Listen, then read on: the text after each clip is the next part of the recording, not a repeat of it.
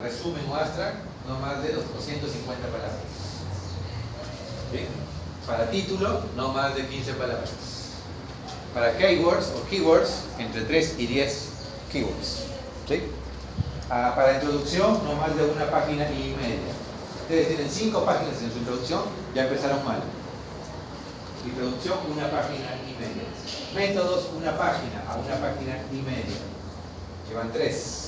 Resultados, pueden tener 3, 4, 5 páginas. Discusión, 2, 3 o 4 páginas. Conclusión, un párrafo. Referencias, 1 a 2 páginas. Eso es la estructura de un artículo científico. Ustedes busquen en cualquier revista. 12, 13 páginas como mucho. No más que eso. Si ustedes, aunque creen que, dicen, ¿pero qué hago? Tengo 20 cuadros, ¿cuál pongo? Solamente pueden poner 3 o 4. Según lo que dicen instrucciones para los autores. Tengo 10 gráficos, solamente te acercan 3 gráficos. Elige el más importante. Esa capacidad de síntesis es la que cuesta cuando se empieza a escribir y querer publicar. ¿Okay? Entonces es muy importante, cuiden el número de palabras. Cada vez más las versiones digitales incluyen los anexos. Si ustedes quieren mostrar más cosas que no han podido mostrar en el artículo, este es el lugar donde podrían sumar más gráficos, más tablas e incluso acá podrían sumar su base de datos. Cada vez más las revistas están pidiendo las bases de datos para que otros investigadores puedan revisar. Entonces fíjense qué interesante. Eventuales anexos digitales. Incluso se pueden incluir videos cortos. Cuando hay un video que representa a un paciente o representa un procedimiento, se puede incluir aquí en anexos. ¿Sí? O sea que hoy el multimedia nos permite sumar cosas que antes no eran posibles. Entonces, ahí está en el mundo digital. El formato típico de publicación es la introducción, métodos, resultados, discusión y conclusiones. Eso lo van a encontrar. Se llama INRAP en inglés. Esa estructura se repite hoy por hoy en todas partes. Todos los artículos a nivel biomédico. Cuando yo me pregunto, ¿qué voy a poner en introducción? Pues en introducción pongamos qué problemas queremos estudiar, estamos estudiando. En métodos, ¿cómo estudiamos el problema? En resultados, ¿cuáles fueron los hallazgos? Y finalmente en discusión, ¿qué es la interpretación? ¿Qué significan los resultados? La mayoría de ustedes puede copiar la introducción de otros textos. Tiene mucha ciencia. El método incluso lo pueden coger de otras tesis y ponerlo similar, reemplazar algunas cosas. Resultados lo pueden inventar, maquillar, intentar plagiar. Pero lo que no pueden hacer es inventar la discusión. Porque la discusión es específicamente sobre los resultados de ese trabajo, los conoce solo el investigador de manera profunda. Dice que tiene la capacidad para comparar, generar hipótesis, sugerir explicaciones, plantear nuevos desafíos en futuros trabajos de investigación, etc. ¿Sí? Y está la discusión. Eso es clave en un trabajo de investigación, la discusión. ¿Cuál es la secuencia que debo tomar en cuenta cuando escribo un artículo de investigación? Cuando escribo un artículo de investigación, el orden para la redacción ya no es del título al principio. Si ustedes se ven ahí, el título es al final, porque no es el título metodológico, como les decía hace un rato. Algunos pierden 2 o 3 días en pensar, ¿qué título pongo a mi trabajo? Y eso es lo que cae solo al final de todo. No pierdan tiempo ahí. ¿Qué debo hacer cuando ya tengo mi resultado? Ya tengo todo listo, ahora sí quiero escribir y armar el artículo. ¿Okay? ¿Qué es lo que se hace? Número 1, reforzar métodos. Entonces yo refuerzo los métodos, lo torno más plausible, lo complemento con lo que está publicado en otros trabajos, explico bien el análisis estadístico porque ya conozco los resultados, ¿no? Ya tengo los resultados. ¿Okay? Entonces fortalezco métodos para que quede eso impecable, lo redondeo perfectamente, material y método. Los resultados son los que ya tengo, cantidad de resultados, entonces tengo que seleccionar qué resultados son importantes, trascendentes, qué quiero mostrar realmente en el artículo. No van a poder meter las 40 páginas de resultados, no van a poder meter. A lo sumo 4 o 5 páginas, así que deben seleccionar. Y en resultados, ya saben que no hay que repetir texto con tabla, tabla con gráfico, ¿sí? No hay que repetir. Si ponen el texto, no hay necesidad que lo pongan en la tabla. Si ponen una tabla, no hay necesidad que lo pongan en la tabla y el gráfico de lo mismo. Eso es redundante, redundante, ¿ok? Resultados tiene una secuencia. Ya lo expliqué, pero voy a comentarlo acá. Los resultados tienen una secuencia. A ver, para que se despierten los que están durmiendo. Ok.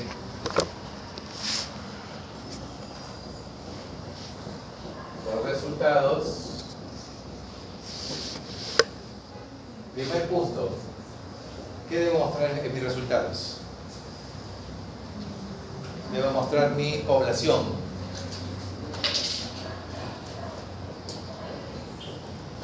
¿Cómo muestro la población general? Con la tabla general, ¿se acuerdan? ¿Sí? La tabla 1, tabla general. Características generales de la población. Es difícil que ustedes quieran describir toda la población en texto, van a llevar hojas y hojas. Mejor ponen una tabla y está resumido todo. ¿Sí? La famosa tabla general, tabla 1. En la tabla 1, ¿qué es lo que pongo? Pongo los factores de riesgo, uno por uno, y pongo mi población con sus frecuencias. Entonces yo miro la tabla y veo, mira, hombres, mujeres, según edad, según sexo, nivel educativo, estado civil, nivel de hemoglobina, etc. Ahí miro en esa tabla, tabla general. ¿Qué estoy mostrando? Estoy mostrando el bosque. Estoy mostrando una mirada panorámica de mi población, en primera instancia. ¿Sí? Segundo punto en resultados. Análisis univariable.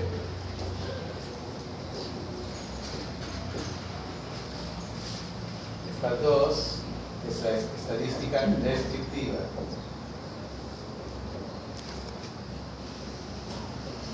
¿Sí? Descriptivo. Hasta acá es descriptivo. Luego después en resultados lo debo mostrar el análisis bivariable. Como ustedes ya hemos visto las tablas de 2×2, ¿sí? Si hay dudas lo podemos repetir, no parece que sea necesario. Tablas de 2×2, en la que hay una variable de resultado, una variable de posición. Y en la que yo hago mi tabla de 2×2, también llamadas tablas de contingencia. Que me genera frecuencias, OR, intervalo de confianza, valor P. Eso se llama análisis bivariado. Pero un análisis bivariado es artificial, ¿no? Porque yo solamente tomo dos variables del paciente. Por ejemplo, voy a tomar cigarrillo y cáncer de pulmón. Pero el cáncer de pulmón tiene otras 10 variables importantes. Y eso lo estudio a través del siguiente punto que se llama análisis multivariado.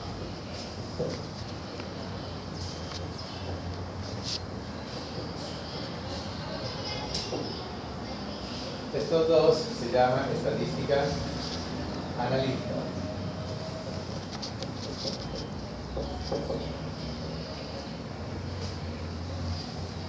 Esta es la secuencia de resultados. ¿Cómo muestro un análisis bivariable? Con tablas de OR crudo, OR crudos. ¿Cómo muestro un análisis multivariado? Con tablas de OR ajustados. ¿Sí? ¿Puedes repetirlo? El análisis bivariado lo muestro con tablas que tienen OR. ¿Qué OR van acá? OR crudos. Las tablas de la estructura, ¿cómo lo muestro? Con ORs ajustados. Ustedes han visto esas tablas que dicen así, ¿no? Una tabla, por ejemplo, que diga, supónganse que esta es la tabla 3. Y dice análisis, vamos a poner bivariado. Análisis bivariado de factores de riesgo para diabetes. ¿Ok? Y acá entonces van a poner los factores de riesgo para la diabetes. Pónganse que ponen aquí índice de masa corporal, pónganse que ponen, ¿qué otro? Sedentarismo. Lo otro es control metabólico, etc. Acá otra variable. ¿Qué van a colocar acá? Van a colocar el OR, el intervalo de confianza, 95%, y su valor P.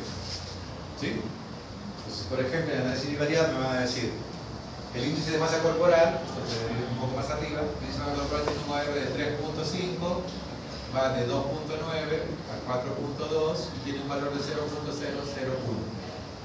¿Sí? Esa es una tabla de análisis bivariado. ¿Qué OR estoy mostrando ahí? OR crudo, porque es variable contra variable, variable contra variable.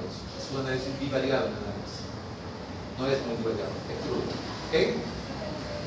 Y cuando es análisis multivariado, estos OR van a ser OR ajustados. Son las típicas tablas que ustedes deben mostrar. Esto va en resultados. A esto debemos llegar. ¿Para qué? Para demostrar las hipótesis que yo he planteado y para responder la pregunta de investigación. Factores de riesgo asociados a pie diabético, por ejemplo. ¿Sí? Yo tengo que llegar a estos resultados. Bien, esta es la manera lógica, secuencial de mostrar resultados.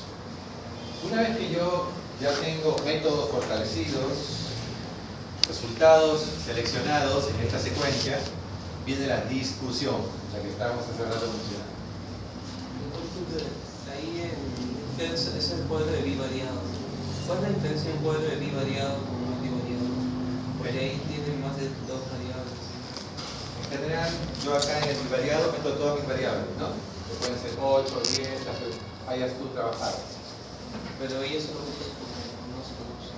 Pues, estoy al menos.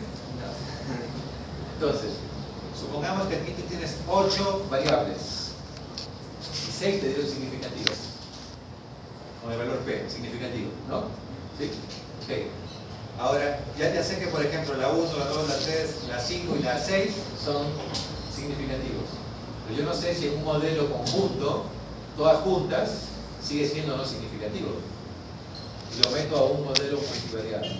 Entonces ya no hago una tabla de 2x2, sino lo que hago es una evaluación de regresión logística probablemente, para ver todos los factores juntos, cuántos de ellos se cruzan, se neutralizan o cuántos de ellos quedan como verdaderos factores independientes que influyen en la variable de resultado.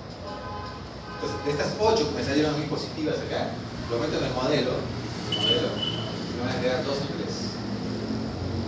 Las que salgan de ese modelo, yo puedo afirmar que son variables independientes, asociadas, independientemente de las demás. Esta está asociada con, sí o sí, con el pie diabético.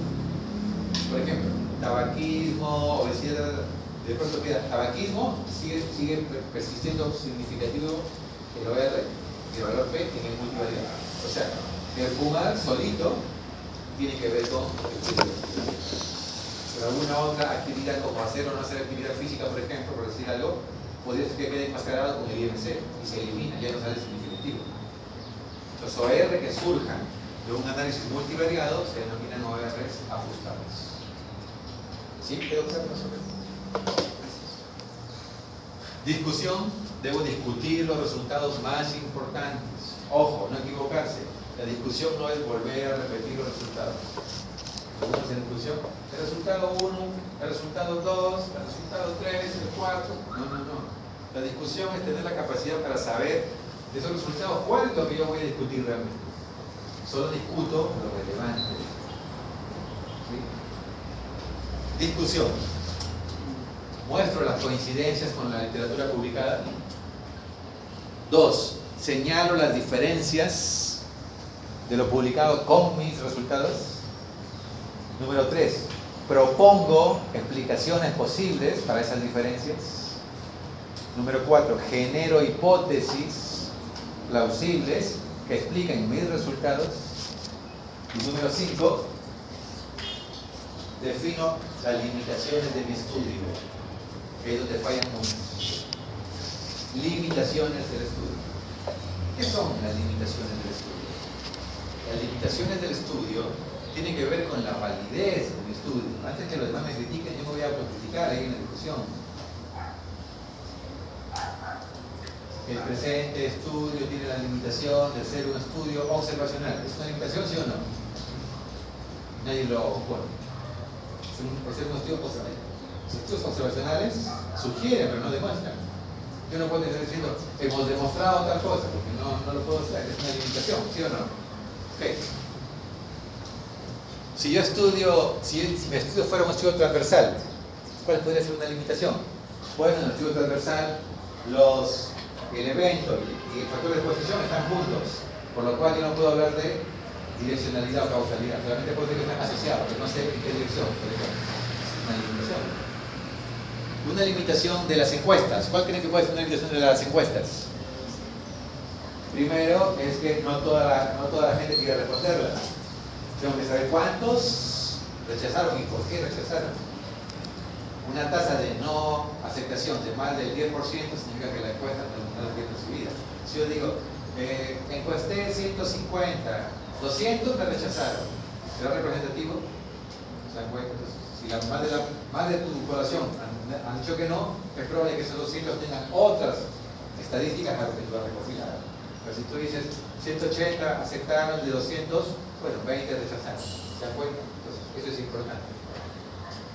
Número 3, los sesgos de los estudios. Los sesgos, ustedes tienen que saber los sesgos. ¿Qué sesgo tiene, por ejemplo, una encuesta?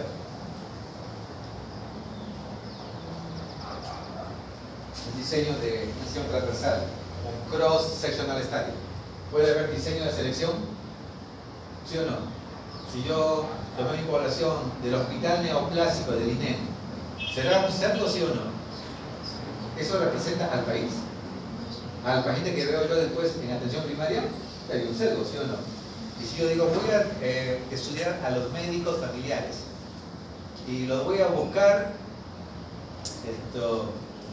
según los que están registrados en el colegio de médicos, pero de pronto no todos están registrados ahí, habrá un sesgo de selección, ¿se dan cuenta? Entonces tengo que tomar en cuenta mi hospital, el hospital donde yo hice el estudio, ¿tiene un sesgo de selección, sí o no? Probablemente sí. ¿Qué tipo de población atienden? B, C y D, C y D, A, ese es un sesgo. No es lo mismo la población de la clínica UJO en pleno Miraflores que el hospital X que está en la periferia. Ya es un sesgo de selección. ¿Sí? Eso es muy importante. ¿Han escuchado ustedes el sesgo de memoria? Si yo le pregunto, en los últimos 2 meses, ¿ha consumido tal cosa? Ustedes dicen, sí, no, marcan sí o no, a veces ni se acuerdan. O no pasa eso. Sesgo de memoria. ¿Sí? El sesgo de veracidad. ¿Cuántas parejas sexuales tuvo en los últimos 2 meses? 0, 1, 2, ninguno. Sesgo de veracidad, ¿sí o no? ¿Sí? Entonces la gente marca de acuerdo a lo que piensa, que el que le está entrevistando va a pensar. Sesgo de memoria, sesgo de veracidad o de transparencia, etc. ¿Okay? Los sesgos, ustedes tienen que buscar los sesgos para su diseño. Por ejemplo, si es que muchos de ustedes han elegido casos y controles. Un sesgo es que no describe bien cómo seleccionaron los controles. Los controles son de la misma población, fueron apareados o no apareados, son del mismo periodo de estudio, están apareados por sexo, etc. Si no están, hay que ponerlo como una limitación. ¿Se entendió? Esas son las limitaciones del estudio. De pronto dicen, en mi trabajo no encontré diferencias significativas con la hemoglobina glicosilada. La literatura dice, sí, la hemoglobina glicosilada está asociado con el pie diabético. Y ustedes dicen, no encontré. ¿Qué sesgo será ahí? ¿Qué error? Error tipo 1, tipo 2. ¿Qué significa? Que mi estudio no lo demostró, no significa que no haya relación. Digo eso porque ustedes terminan. No existe asociación, no existe. Existe un montón de literatura publicada que dice que sí. Su trabajo, si tiene un poder estadístico limitado, un tamaño de muestra pequeño, puede ser que no lo haya encontrado, pero es un error tipo 2. ¿Se entendió? Esas son las cosas que ustedes deben decir ahí mismo. Si no lo dicen ustedes, lo van a hacer mirar. Las limitaciones. Ustedes empiezan con 200 pacientes en cada grupo. ¿Sí? El cálculo típicamente una de las objeciones es no especifica el cálculo del tamaño de la muestra. El cálculo del tamaño de la muestra se hizo así, me dio tal. Pero ese cálculo ustedes lo hicieron para el principio, 200 pacientes acá, 200 acá. Después dijeron voy a evaluarlo por sexo, quedaron 100 y 100. Después quiero ver en estadios tempranos, quedaron 50. Después quiero saber si toma o no toma la medicación. Después me quedo con grupos de 15, 20 y 8 o 10 acá. ¿Podré comparar esos grupos con poder estadístico para encontrar diferencias? Yo después quiero hacer subanálisis de subgrupos. Mi cálculo fue para la población de 200, no para la población de 15 o 20 que quiero comparar ahora. ¿Se dan cuenta? Esa es una limitación. No encontré diferencias con tal variable, porque solamente son pocos pacientes. Ahí está la explicación por la que no encontré la diferencia. Y eso hay que mencionar. Por ejemplo, el hecho que sea monoinstitucional, ¿será una limitante, sí o no? Nadie lo dice. Este trabajo es solamente de una institución, o sea, ojo, no es un multicéntrico, Una limitación. El trabajo es retrospectivo, tiene sus limitaciones. Entonces, eso es lo que ustedes tienen que hacer en esa parte de limitaciones del estudio. Generalmente, ¿saben qué ponen ahí? La limitación fue que no encontramos las historias clínicas. La limitación fue que no teníamos pasaje para ir al hospital. Entonces, esas limitaciones a esas no se refieren. ¿Sí? Esas son limitaciones logísticas, técnicas, pero ahí se refiere al diseño y a la validez del estudio, no a la dificultad técnica de ustedes para hacer el estudio. Eso no va ahí en esas limitaciones. Entonces, ¿qué va en limitaciones? Todo lo que tiene que ver con validez interna y externa del estudio.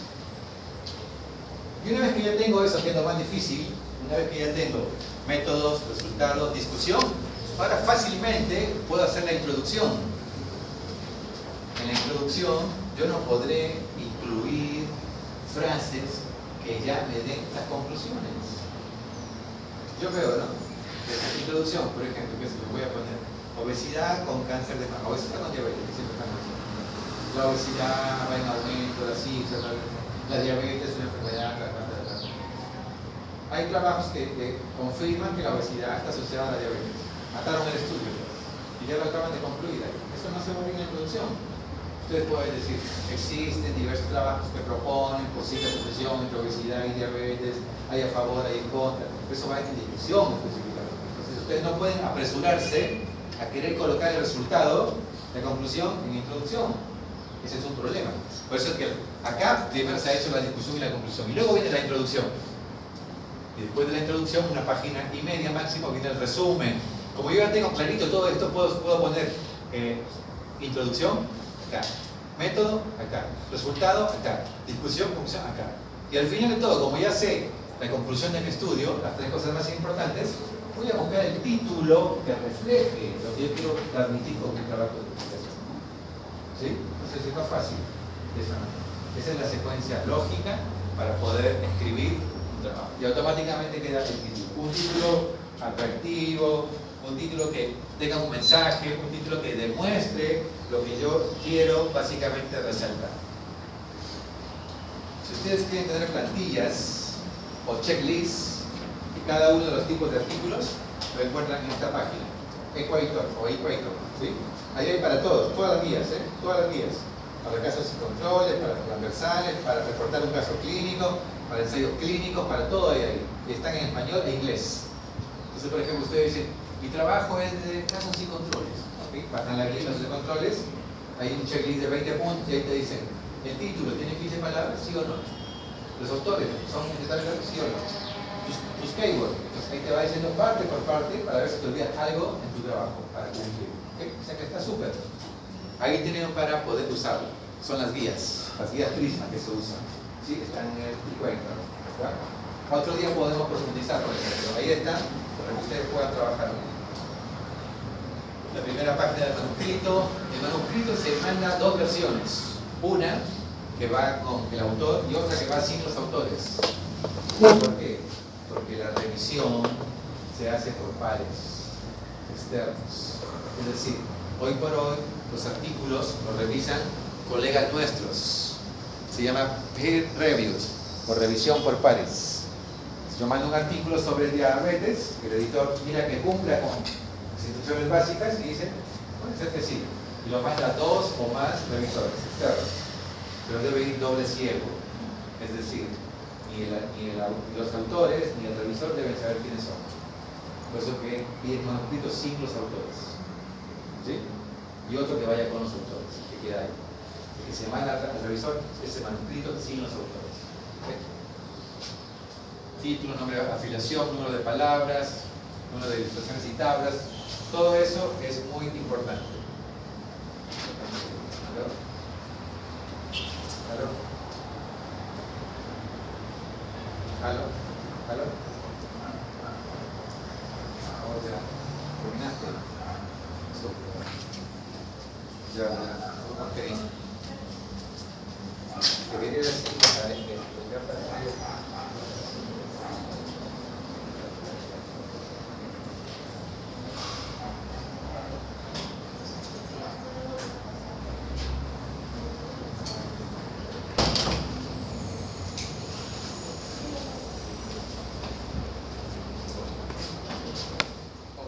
referente a la primera página, el resumen y las palabras clave que ya lo hemos visto. Sí, ahí están los términos bench, que viene básicamente de Medical Starter Hearings, las referencias bibliográficas que ya lo hemos mencionado también, con el estudio y el formato de las referencias. Ahora, ¿quiénes deberían o pueden ser considerados autores? Esto también es importante porque tienen principios éticos, ¿sí? Es muy importante. Ustedes tienen que tener claro desde el principio. Cuando se empieza un trabajo de investigación, tiene que tener claro cuáles son los roles y las funciones de cada uno. Hay el investigador principal, investigadores asociados, colaboradores, etc. Entonces, en la tesis y en el trabajo de investigación de la tesis, ustedes son el primer autor, el investigador principal. ¿Okay? Siempre ustedes son el investigador principal en una tesis. Ahora, generalmente deben cumplir estas 4 características para que alguien sea considerado autor. Número 1, tienen que hacer contribuciones significativas. Para que alguien sea autor, tiene que haber sus contribuciones significativas. Por ejemplo, en la concepción. Te doy la idea para un trabajo. 1. 2. Contribuyo en el diseño del estudio. 3. Obtención de los datos. O en el análisis e interpretación de estos. Entonces, un autor tiene que cumplir con el número 1, contribuciones significativas. Número 2, tiene que participar de la redacción del manuscrito o su revisión crítica y tiene que dar aportaciones intelectuales relevantes. Número 3, cada autor que aparece en una publicación tiene que haber aprobado y firmado la versión final del artículo. Hoy piden que autor por autor firme. Y le preguntan en qué participó, en el diseño, en la concepción, en la recolección de datos, tiene que marcar en qué parte participó. Número 3, toma responsabilidad al asegurar integridad y precisión en cada parte del trabajo. Cuando va su nombre y su apellido en un artículo, si todo sale bien, todos contentos. Pero hay artículos que son denunciados. Se publicaron sin autorización, se han usurpado datos, no se contó con los permisos del comité, etc. Son denunciados, quedan prácticamente expuestos éticamente a nivel internacional. Un autor que está bien, ponme nomás ahí como coautor. Mucho cuidado con ese tema. Ustedes tienen que ser responsables de todo lo que dice el artículo. De ser coautor les da una responsabilidad ineludible. Así que eso debe cumplirse las 4 características, línea por línea, para que alguien sea considerado autor. ¿Sí? Alguien sea considerado autor. ¿Quiénes no deben ser considerados autores? Llamados también autores fantasmas o paracaidistas, etc. Si alguien dice, bueno, yo voy a poner la plata para que se haga el estudio, ¿justifica que sea un autor? No. El financiamiento por sí mismo no significa autoría. Es un problema grave con la industria farmacéutica. Si ustedes leen los artículos de los trabajos, van a encontrar siempre como coautores a los gerentes o directores de la industria farmacéutica y no siempre a los investigadores de los centros de investigación.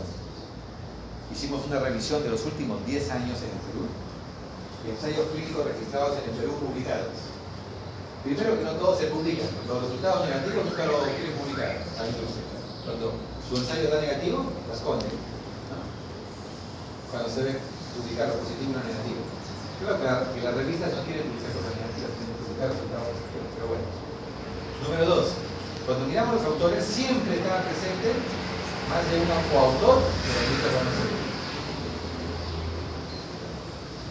Y no siempre estaban presentes investigadores de diversos centros que han aportado. Entonces, esto es muy importante acá, ¿eh? Financiación no es sinónimo de ser autor. De pronto le puedo pedir a alguien que participe en recopilar la encuesta. ¿Eso lo hace ya ser autor? No, solamente recopilar datos por sí solo. No, yo puedo pagar a alguien para que recopile datos. No significa que pueda ser autor. Creo que si recopila, interpreta, contribuye con todo lo demás, sí, no. Pero solamente recopilar datos, tener datos por sí solo, no significa que es autor. El ser el jefe del departamento, del servicio, ¿es sinónimo de autor? No, no tenemos.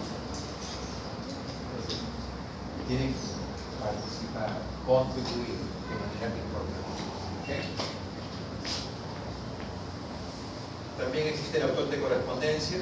No siempre es el primer autor, puede ser que sí, pero es el que mantiene la comunicación entre el equipo editor y el equipo de investigadores. Cuando buscan en PubMed, ustedes van a encontrar que se puede buscar por el primer autor y por el último autor. El primer autor de un artículo es el que trabajó más, el tesista en este caso, o el investigador principal. Y el último autor es el autor senior, el autor máster, el que tiene la experiencia de publicación, el que revisa y hace críticas o contribuciones importantes. Cuando ustedes busquen en PubMed, lo pueden buscar por el primero o por último autor. Son los más importantes en un artículo. El primero, el responsable que dirigió, el que estuvo al frente de la investigación, y el último, el que le da la experiencia y el respaldo al trabajo de investigación. ¿Sí? Entonces, eso también tienen que saber. La revisión por pares, que ya les expliqué hace un ratito, revisión doble ciego generalmente. Para publicar un artículo no ocurre de un día para otro. En general, aquí en este artículo que se envió para esta publicación pasó de enero de un año a enero del siguiente año, entre 12 y 15 meses es el promedio de una publicación. O sea que no crean que se manda hoy y la semana que viene está publicado.